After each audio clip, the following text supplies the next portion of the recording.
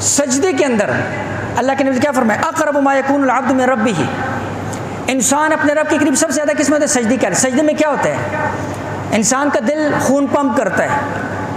अब ज़ाहिरी बात है, सर ऊपर है, दिमाग ऊपर है, चेहरा ऊपर है, दिल नीचे।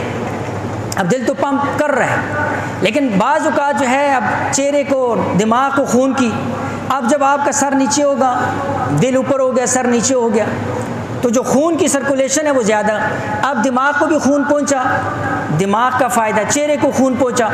इसलिए उलमा ने लिखा सजदे के एक ज़ाहिरी असरात हैं, एक अल्लाह का क़ुर्ब है, और एक साइंस भी ये कहती है कि जब बंदा सजदे की हालत के अंदर होता है, खून जो है ना जी, तो ऐसे बंदे का जो चेहरा होता है ये बाकी चेहरों से बहुत ज़्यादा नुमायाँ होती है। इसलिए सजदा करने वालों को देख, अल्लाह पाक ने जो है सजदे के अंदर एक जो है ना ये अलग कशिश रखी। मैं अर्ज़ कर रहा हूँ दुनियावी आखिरी दोनों एतबार से।